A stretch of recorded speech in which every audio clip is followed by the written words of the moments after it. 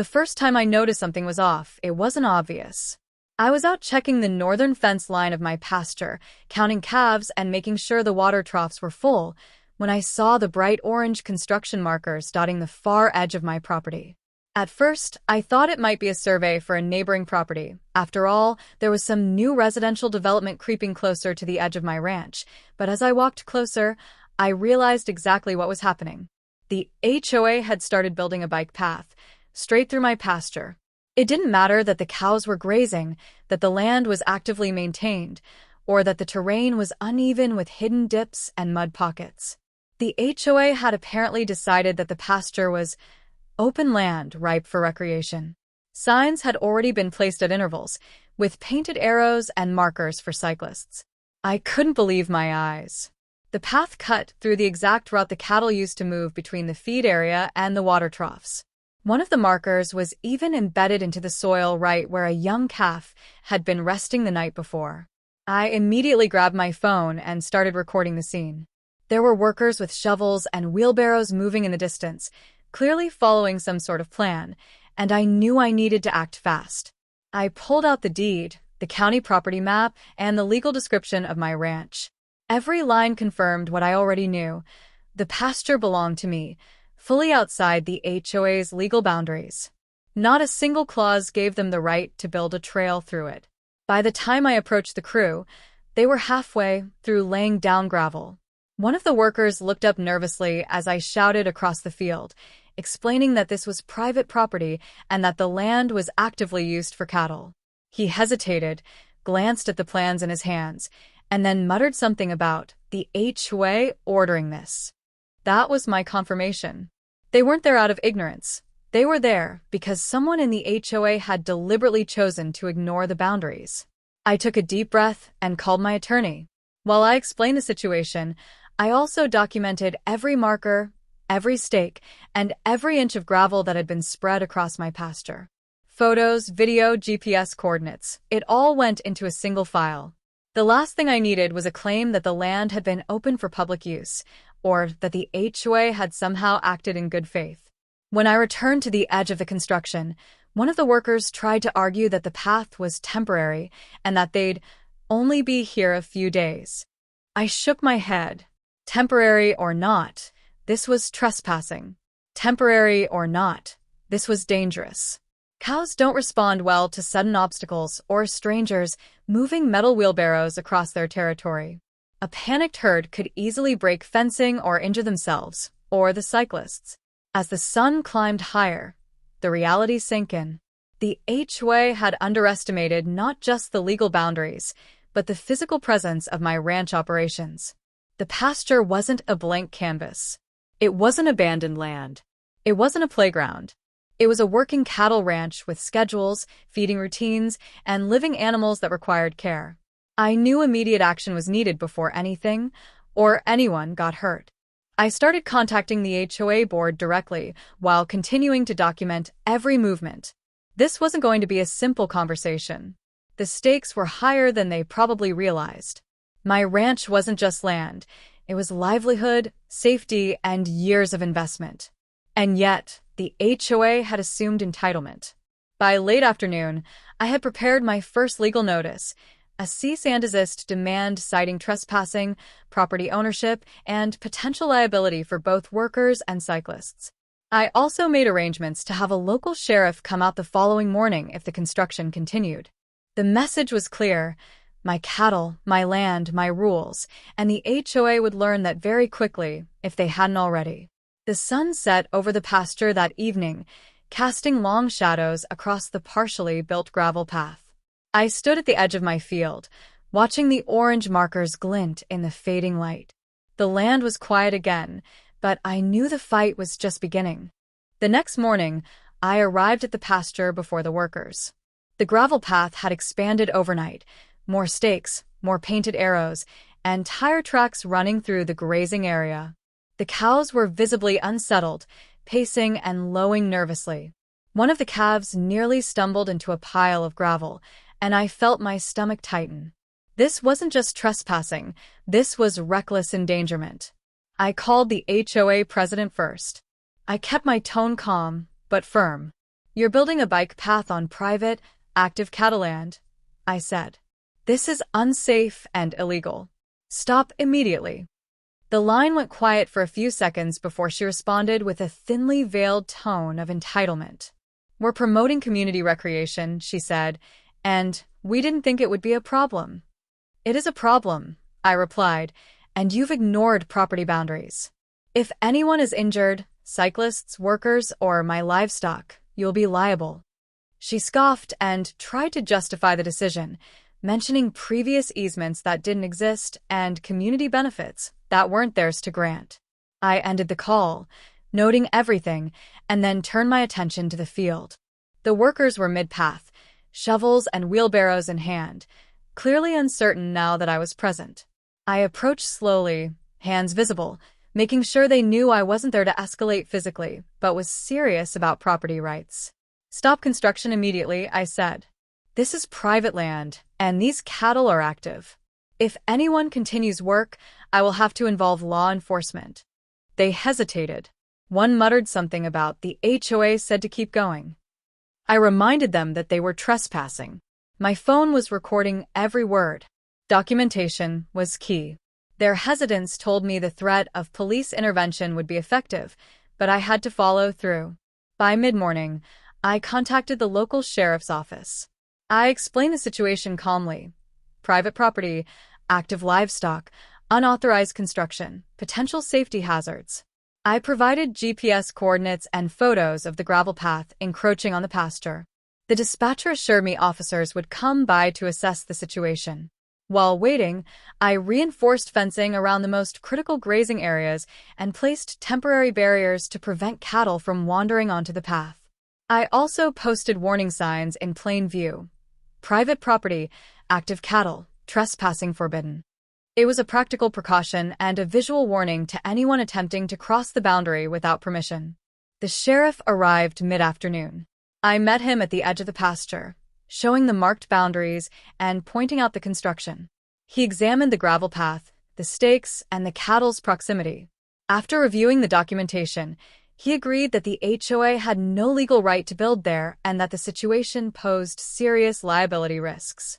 The officers approached the workers, informing them they were trespassing and needed to cease work immediately. The confusion on their faces was palpable. They had assumed the HOA's authority extended to the pasture. Now, confronted with legal reality, their confidence evaporated. I watched quietly as the sheriff carefully explained the consequences of continuing construction, including potential arrest for repeated trespass. After the officers left, the field was still quiet but tense. The orange markers remained in place, a visual reminder of the HOA's failed attempt to overreach. I documented everything, knowing it might be needed if the HOA tried to claim ignorance later. By evening, the cows had returned to a calmer state, grazing along the cleared areas, but staying away from the construction. The sun set behind the distant tree line, casting long shadows across the gravel path, now frozen in time. The HOA had been stopped for now, but the battle was far from over. I walked the edge of the pasture, reviewing the property map once again. Legal notices, sheriff visits, reinforced fences, all of it would matter if the HOA persisted. They had assumed entitlement, and entitlement rarely fades quietly. This was only the beginning of teaching them a very clear lesson: my land, my rules. The next morning, the tension escalated even before I stepped onto the pasture. More workers had arrived, and this time they brought machinery, small compactors, wheelbarrows loaded with gravel, and even a utility ATV to move materials across the field.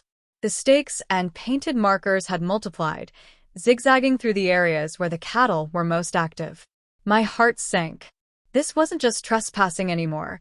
It was a full-scale encroachment, and my livestock was in real danger. I immediately called the sheriff's office again, explaining that the previous day's warning had not been fully respected.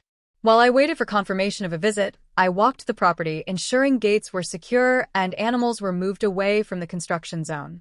The cows, uneasy from the repeated intrusion, clustered near the far tree line, clearly stressed by the unfamiliar presence.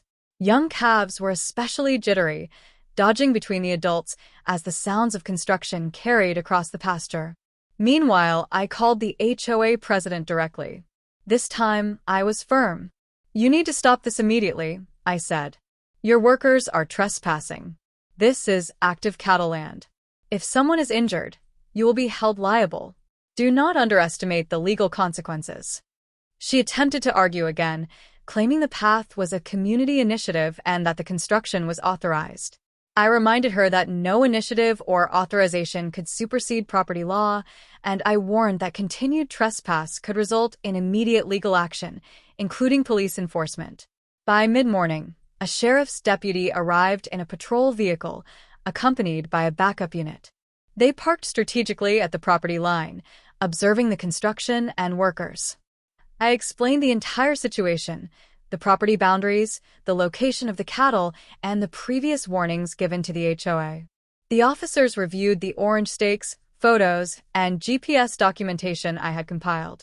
One of them remarked, "This is clearly private property. They have no right to be here." The officers approached the workers, confirming the lack of authorization. The atmosphere shifted dramatically. The confident posture of the HOA workers dissolved into confusion and anxiety. One attempted to argue that they were following the HOA's instructions, but the officers calmly explained that instructions don't override the law. Continuing construction would now be considered trespassing, and all parties could face legal consequences. Seeing the authorities on site, I took a step back, letting the law take control. The HOA's plan to intimidate me and assert entitlement had crumbled. I documented every moment, photos, videos, timestamps, to ensure a complete record.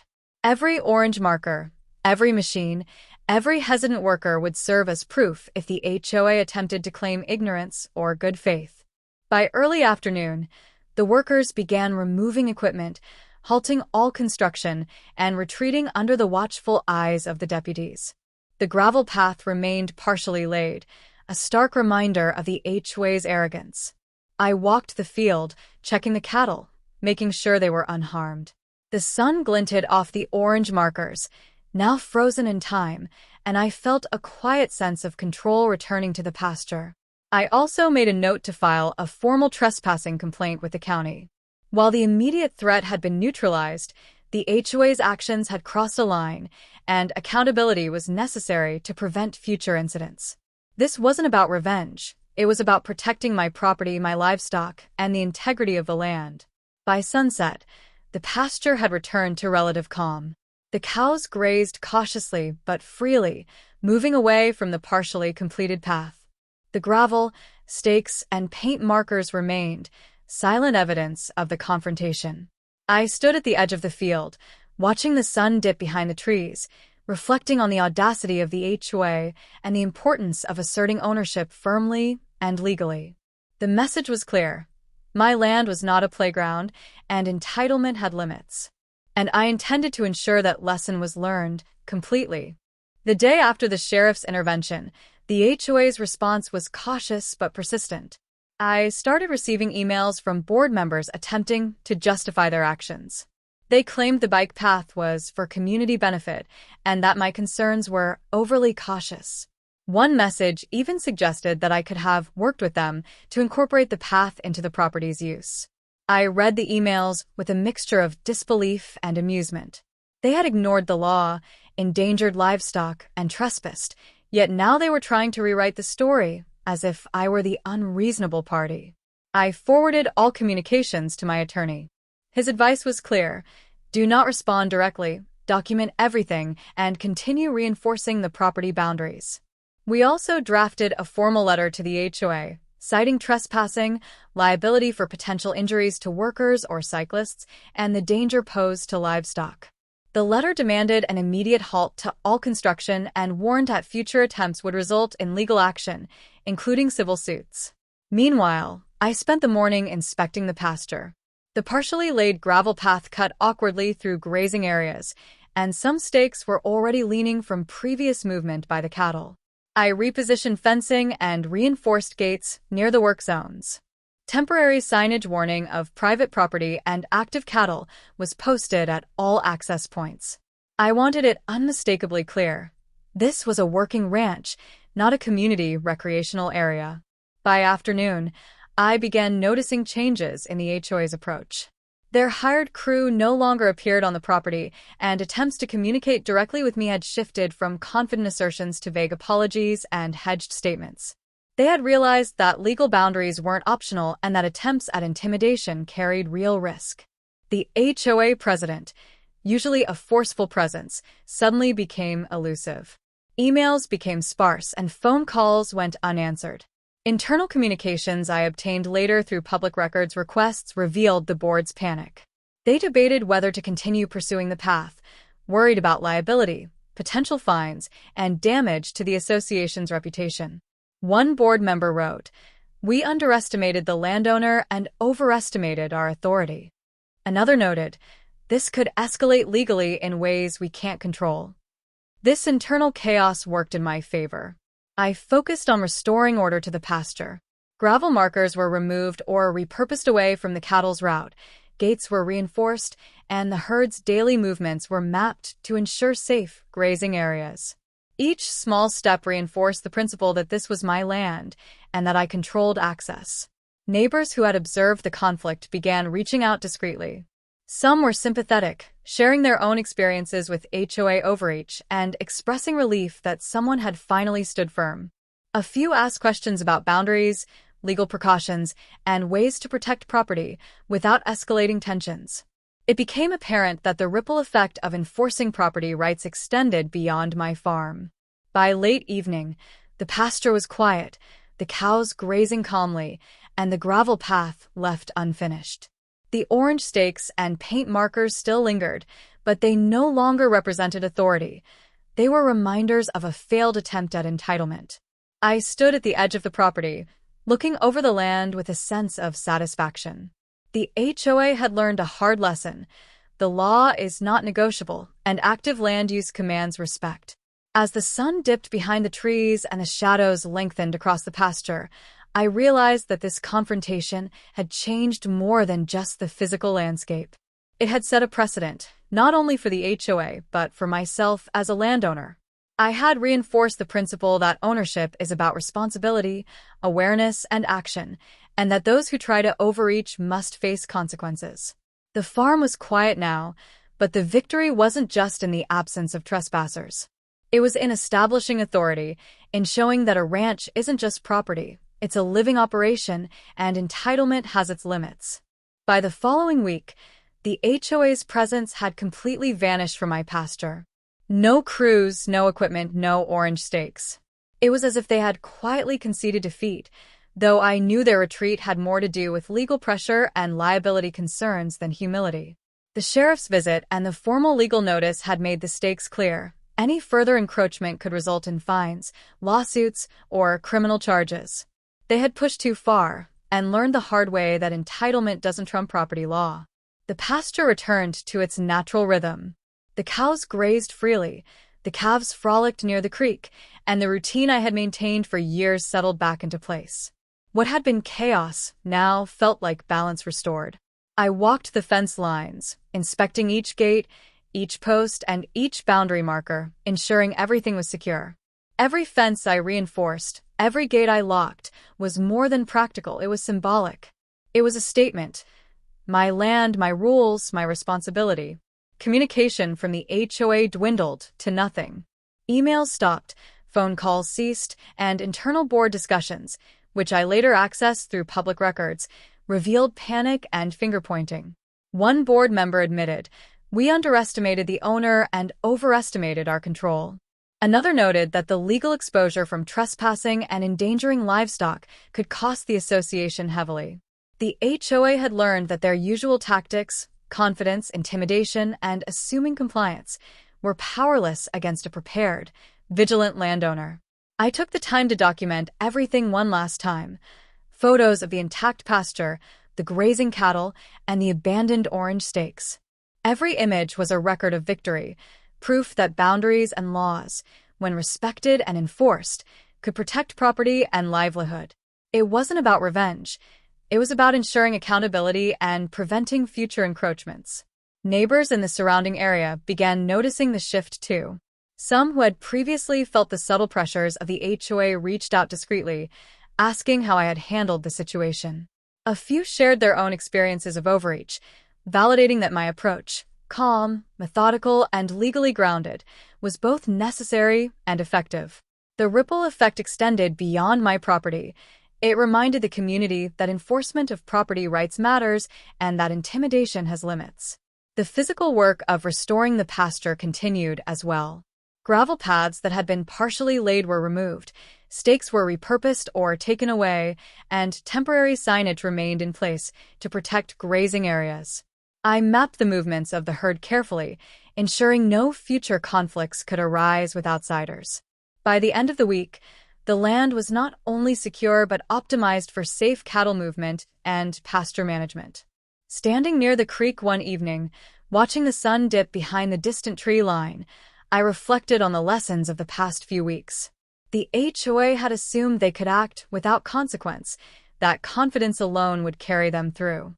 Instead, preparation, documentation, and legal clarity had turned the tables. My land was intact, my cattle were safe, and the HOA's overreach had been halted permanently. The farm, once threatened by arrogance and entitlement, now stood as a testament to responsibility and vigilance. Ownership was more than a title, it was action, awareness, and protection. And while the HOA might continue to exist in the neighborhood, their attempt to assert power over my land had failed completely. As dusk settled and shadows stretched across the pasture, the cows grazed quietly. The gates remained locked, and the gravel path lay abandoned. The battle was over, the land secure, and the lesson clear. This pasture was mine, and no amount of assumed authority could change that. Ownership, respect, and law had triumphed.